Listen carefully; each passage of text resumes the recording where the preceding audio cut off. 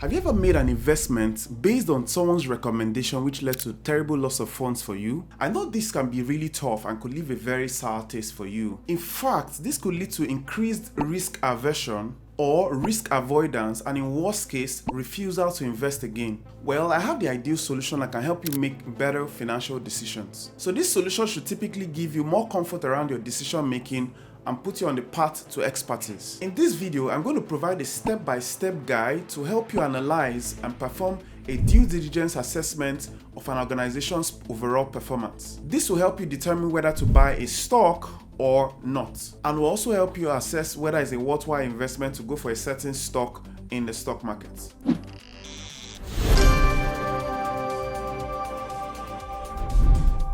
Hi everyone, this is Ebuka here once again. This is the Finance Switch channel.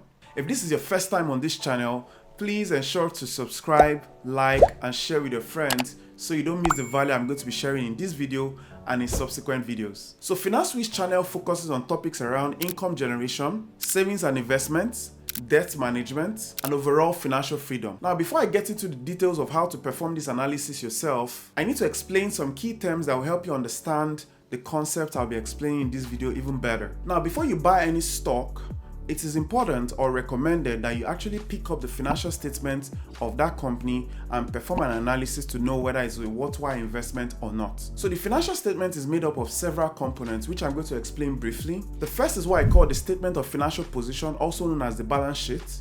So the balance sheet reflects the state of an organization's condition or financial condition as at a particular date, more like a snapshot. It is typically made up of assets, liability, and equity. The second component is what I call the statement of income and other comprehensive income, also known as profit or loss statement. So the income statement typically reflects the company's profitability over a period of time, say quarterly, monthly, or an annual basis. The third component is what I call the cash flow statement. The cash flow statement typically assesses the company's liquidity, and when I talk about liquidity overall, I'm talking about the cash inflow and outflow, including cash equivalents. The last important component in the financial statement is what I call the management disclosure and analysis, which is also called MD&A. So the MD&A usually reflects management's discussion around key areas of the business and provides adequate explanation for changes in the business overall. Changes such as loss of jobs, loss of customers, poor financial ratios, or overall poor financial performance of the business would be explained in the MD&A. That concept I wanted to explain is what I call due diligence. Now, due diligence might be misconstrued as a very complex topic, maybe due to the name or how it's perceived by many other people generally. However, to make it very simplified for you, I can say due diligence is simply the research you do on an organization to know how well the business is performing. Now, the outcome of this research usually serves as a feed forward or an input into your decision-making process around whether to purchase a stock or not.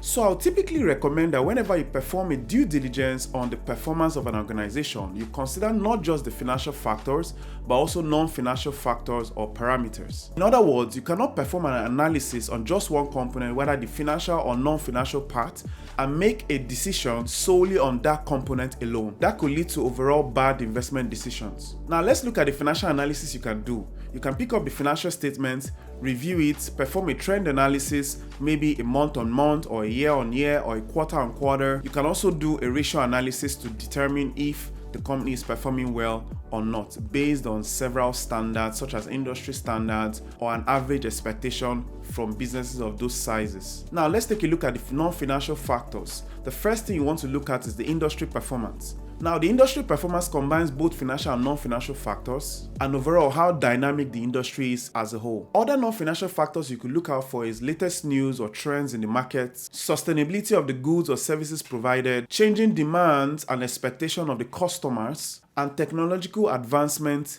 in that industry. Now, I know all this I've said might sound like gibberish. That's why I'm going to pick up a case study and explain all of these concepts with a case study for you to do on your own for any other stock. So the company I'll be picking for my case study is Fortis Incorporation, which trades with the ticker symbol FTS. Now, Fortis Incorporation is a well-diversified leader in the North American regulated electric and gas utility industry with a revenue of $11 billion in 2022 and total asset of $64 billion as at December 31st, 2022. And it operates in the utility sector. Its operation is spread across Canada, the United States, and the Caribbean countries. FTS trades on both the New York Stock Exchange and the Toronto Stock Exchange. Let's perform a financial analysis of Fortis Incorporation's overall performance to determine whether to buy or not. Now, once we're done with the financial analysis, we're going to go directly into the non-financial analysis so you can see how it's done, and then of course you can replicate this for other stocks on your own. So this is the consolidated balance sheet of Fortis Incorporation. As you can see, this shows all the assets, the liabilities, and overall the equity on Fortis. Now, if you go a bit down, you can see the statement of earnings, you can see the statement of comprehensive income, and you can see the consolidated statement of cash flow. Okay, let's get down right into business with our financial analysis. Now, if you look to the left, this is the consolidated financial statement, and to the right is my analysis. Okay, so let's go into the analysis and you can see what we'll be doing there. Now, for the analysis, I'll start with the business valuation parameters. Now, the business valuation parameters includes the market capitalization, the number of stock, and the share prices. Okay. Now, the number of stock, you can pick that up from the face of the financial statement. Now, if you scroll down, if you look to the left, you can see me scrolling all the way down. If you go to this section at the footnote here, you can pick the value. It means that 474.8 million is outstanding as at December 2022. Now, the share price, you can simply pick that from Google Finance just by doing a simple desktop search, and you can get the current share price or whatever date you are using doing the analysis, you can get that share price. So the price as at December 31st was 54.18 million. Now, market capitalization is simply the multiplication of the number of stocks by the share prices. So that's the multiplication of this last two, 474.8 million by 54.18 should give you 25,725 million. Okay. So now we're going to be going to the dividend analysis and the ratios associated with dividend analysis. Now, if you can see my screen, the first one we're looking at is dividend per share. Now, you can get all of this information from the investor relations section of their website. So for any listed organization that are looking to analyze their dividends, just simply go on their website, search for investor relations, and you're going to find all of these details clearly stated. All right. However, if you want to do the calculation, it's very simple. A dividend per share is simply look out for the dividend paid or declared or announced in this case, and divide it by the number of shares. All right. So the number of shares in this case will be the weighted average number of issued shares. So in this case, we already have the parameters 2.17, which is clearly listed on their website. To avoid excessive switching of the pages, I'm not going to go into that, but if you have any questions, feel free to drop in the comments, and I'm going to show you how to go into the investor relations site. All right. The dividend yield is also 4.99%, which was clearly stated on the investor relations page. Now, you can also calculate that by dividing the annual dividend per share by the market price per share. We already have the market price per share clearly stated earlier, and then of course the dividend per share is the 2.17 stated above. Now, we have the dividend payout ratio, which is 7.81%. So with the dividend yield, you can calculate how much dividend you'll be getting. For example, for every $1,000 you invest in this stock at the current share price, you should be getting about $49.90 per annum. Now, onto the dividend payout ratio, it is calculated by dividing the dividend paid by the net income. Now, 78.1% is the dividend payout ratio in this case. Now, what this means is that any amount below 100% reflects that the business is reinvesting a portion of its profit back into the business for growth or expansionary measures, whatever the case may be. Now, in this case, because it's below 100%, it shows that about 20-something% is reinvested into the business for business growth. Now, the other thing I also look out for is the dividend streak. Now, the dividend streak is simply showing how long the stock or the organization has paid dividend for this stock. Now, in this case, you can see that the dividend has been paid and increased in the last 49 years, which means that it's just one more year left for it to become a dividend king. It takes 50 years of consistent payment of dividend and increasing your dividend payment to become a dividend king. Now, it's the aim of the business to target annual dividend growth of approximately 4 to 6% through 2027. So the other parameter for measurement I'll be looking at is what I call the liquidity. Now, liquidity shows how much cash the company or organization has to make good any debt that is due in the short term.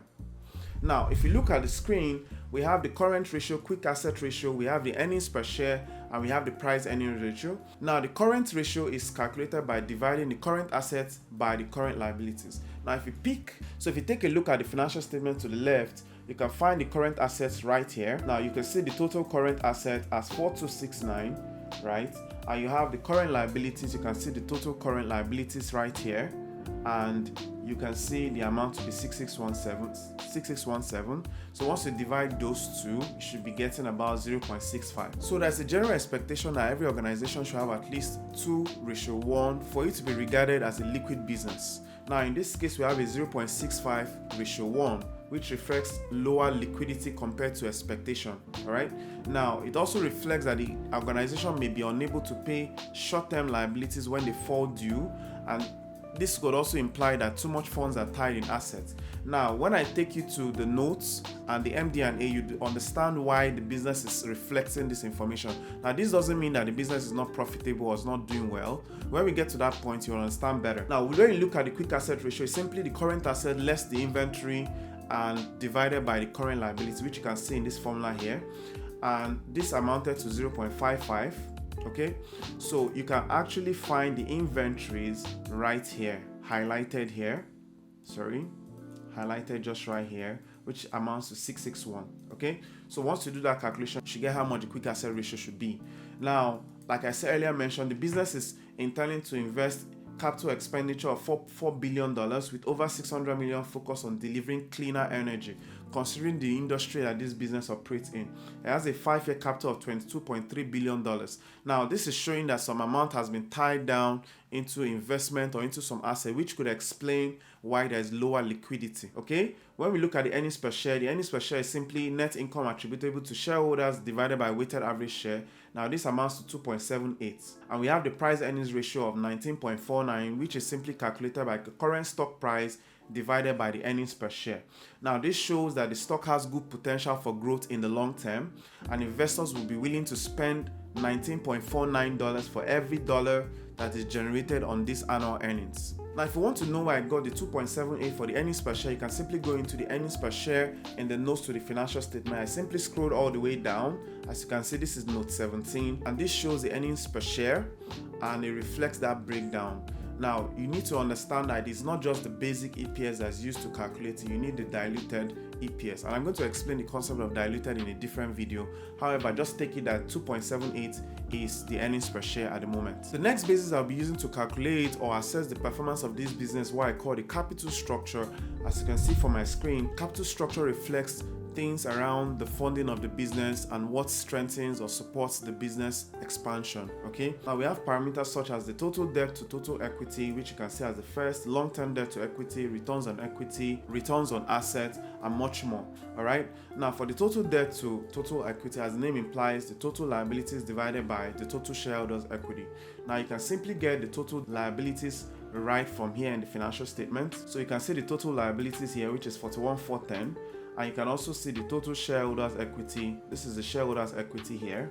So once you divide that, you should be able to get something pretty close. Now, this formula basically tells you whether the business is highly geared. Now, in this case, because it sits at a 1.97, which means that the shareholders equity cannot adequately cover the long-term debt, it's safe to say that this business is quite geared. Now, I can understand, like I said, it's funding certain operations it needs to do or expansionary activities in the long term. Okay, so 1.23 for long-term debt to equity shows some sort of indebtedness or highly geared business, but it's safe to say that it is an investment in its expansion. All right, returns on equity is simply calculated as the net income divided by total shareholder equity, which sits at 6.92. So 6.92 returns on equity reflects reasonable profitability of this business overall. Okay, when we go into the returns on assets, we have the net income divided by the total assets, which sits at 2.23. Now you can get your net income from the consolidated statement of earnings or profit and loss account. Now the net earnings sits here, just right here as my mouse is highlighting. So the net earnings sits right here as highlighted by my mouse, and this amount, okay? And I already showed you how to get the total shareholders equity. So once you divide that, you should get your answer. So once you divide that, you should get the ratio for this. So the last parameter for measurement is what I call the profitability ratios, which is very important for you to use as well. So profitability is calculated based on several factors such as the gross profit margin, we have the operating margin, we have the net profit margin, and many more. I'm just focusing on these three key ones. Now we have the gross profit margin, which is simply the gross profit divided by revenue multiplied by 100. Okay, operating profit margin is simply the same thing. Operating profit divided by revenue times 100. And net profit margin is, of course, net profit divided by revenue times 100. Now you can see for these three respectively, it sits at 24.81% and 13.71%, which reflects that the business is profitable overall. Now you can get the gross profit margin right from here. Now you can get the gross profit and operating margin right from this section. Now this is a consolidated statement of earnings. You can see the operating income right here, 2740. You can use that as a parameter to get your analysis for the operating income and gross profit margin in this case. Now the net profit sits somewhere around here, which is 1514. All right, and the revenue of course sits right at the top here, 11043. So you can use that to calculate the profitability of the business. Now we are done looking at the financial factors. Let's look at the non-financial factors. Like I said, they are not mutually exclusive. You should not rely solely on the financial factors to make your decision on whether you want to buy a stock or not. You have to look at other non-financial factors. I'm just going to show you that in a very simple way through the financial statements of this organization, Fortis Incorporation. Okay, so if you can see my screen, I already highlighted certain areas which I think were key, just to quickly run through them. Of course, there are other important information which you can run through. However, it is a bit stressful for some people to read through, and I understand that. And that's why I'm here to simplify as much as I can. Okay, now it says adjusted net earnings per share and so on represents 7% annual EPS growth. Now I wrote a note to say that the growth, this reflects growth in EPS. Now for the fact that the EPS, that's earnings per share, has grown from the previous year to the current year by 7%, shows that the business is actually doing okay or doing well. All right, now when you look at other things like capital expenditure, it says capital expenditure of 4 billion with over 600 million and so on. That's to show that it accounts for why the business has had maybe a lower liquidity and of course increased gearing, because it's funding these operations or these expansionary activities through its cash and of course borrowed funds. Borrowed funds in this time will be like loans and so on.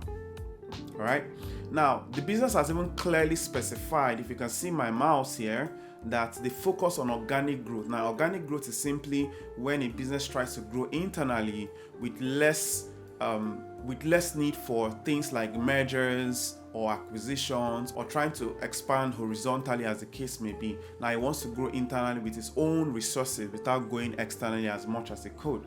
Now like I said, this explains the reason for the tight funds and assets, low liquidity and increased gearing. So now this is another very important area which I highlighted.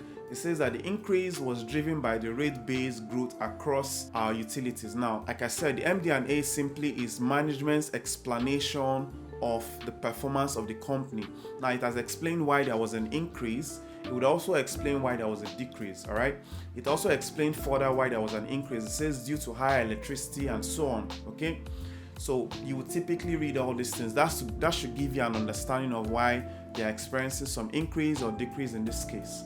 Now, you can see further explanations if you want to. I highlighted them if you want to go look through. All right, now let's take a look at this. This is the adjusted earnings. Now, what the business tries to do is to adjust its earnings so that it can reflect those things that are non-recurring. Now, non-recurring are those activities that are one-off. For instance, if it sells its asset, like its vehicles, it is not the core operations of the business. So if it decides to sell its vehicles, it would not happen every other year, right? So because of that reasons, they would typically adjust their earnings to reflect that fact. Now, they would deduct that portion. You can see excludes non-recurring items. So when those things are excluded, it reflects a more realistic picture of what their revenue will look like or their earnings will look like, okay? Now, we looked at the capital expenditure, which I already explained, the expansionary plans and their capital expenditure they intend to incur over time. So you can scroll all the way down. And then I had a note here also to talk about the still expansionary talks, okay? Now, I already talked about this, which is their dividend growth, which they plan to do. This in itself should encourage you as an investor to determine whether you want to invest in the business. Again, it depends on your strategy. So if your strategy is to focus on passive income through dividends, then this might just be one of those very good stock for you. For me, I'm more of a combination of both, the guy that likes the passive income as well as, the long-term capital appreciation. So Fortis is also a definitely good stock for me because of these growth plans of 4 to 6% annually, okay? So you can scroll all the way down. Now you can see how the business is being explained to anybody that doesn't understand what Fortis does. It simply explained the business by saying that it's a low risk, stable and predictable earnings and cash flow. Now this is because the business operates in a regulated sector and its business earnings are reliable. Okay, I'll keep scrolling. Now you can see the dividend payout ratio. If you go back to the financial analysis, scroll a little bit back, you'll see that 78.1 was clearly highlighted there, which you can see from here. There's a 7% annual EPS growth. We've talked about all of that, which is more of the financials. Now you can see how much is paid dividend per share in a quarter. All right, 0.565. You can multiply that by 4 to determine what is paid for the year on the basis that each quarter was paid equally. I think in this case, each quarter was paid equally. All right. So another thing I also earlier mentioned is that you want to know the direction of the business. Where is the business going to? Now, clearly it has stated here that it's working towards embracing climate changes, embracing cleaner energy, the future of innovations around cleaner energy and so on. This in itself gives you, that sense of belonging. Of course, if you appreciate clean energy as a whole, and if you are enthusiastic about businesses that are continuously improving, then this is a good sign for you. All right. So it talks about the growing need for development of cleaner energy sources, energy conservation methods, and so on. Okay. Now, if you even look further, it clearly highlights the fact that it has incorporated regulatory factors such as the federal, state, and provincial, requirements around climate change. Now, a business that does not recognize the impact of regulations or government policies on its business is already on a downward slope. As far as I'm concerned, I would definitely not invest in such kind of businesses. Okay. The other thing that's also considered is new technology. How well are they aligning with the dynamism within their industry? As you can see, it's upgrading its advanced meters. It's going for grid automation. So these are new or recent developments within its industry. Now, these are things I look out for that are non-financial in nature, but also key to sustainability of the business into the long term. All right. So you also want to look at the innovation of the business. The other thing is also social responsibility. How well or what's the impact of the business on its external environment or the people around it, its stakeholders, its employees, its customers, its local environment where the factory or location is or the business is located, and so on. Also, another thing I look out for, which may not be very important to you, but I think I like it, I feel it's very key, is on diversity, equity, and inclusion, which is also D&I. All right. As you can see from this part I highlighted, it's clearly stated that as at December, 54% of board members were women, 42% of Fortis executives were also women, 73% had either a female president or female board chair, and so on, including visible minority and indigenous people. This shows some level of inclusivity in its business. All right. You can also look through its operating results, the year on year. Has it grown or has it declined? Those are other factors you also want to look out for. All right. Now, if you can see my screen, I highlighted this portion just to further explain why I think that funds are tied in assets. You can see that he had additions to his property, plant, and equipment sitting at 3587 million. Okay.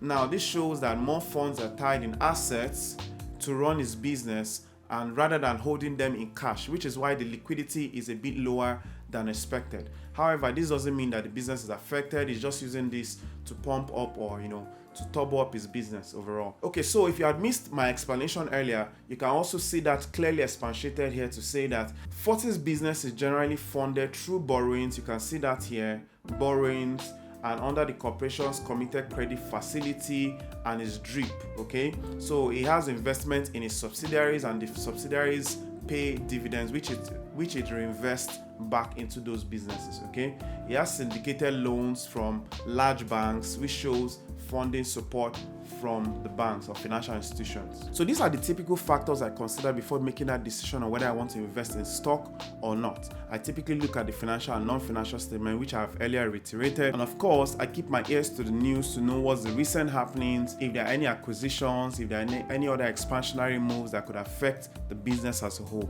Now, those information are helpful or key to making your decision on whether to buy more stock or to reduce your shareholding. Okay, now in terms of my view about this stock, and based on all these those factors which I've mentioned, both the financial and non-financial factors, I would say that this is definitely a strong buy for me. Okay, now bear in mind also that the information I've shared in this video is strictly for informational purposes and should not be misconstrued as financial advice. However, this is my view about this stock based on all the factors I've analyzed so far. Alright, thanks for taking the time to watch and listen to me. I know it was pretty long and it was very detailed. However, if you found the information confusing or if you have any questions, feel free to drop them in the comments and I'm going to ensure to answer them as much as I can. But most importantly, I want you to make a better financial decisions and don't keep your money tied down in your bank accounts. Lastly, ensure to like, share and subscribe if you found this video very helpful or insightful. Thanks and see you at the next video. Bye.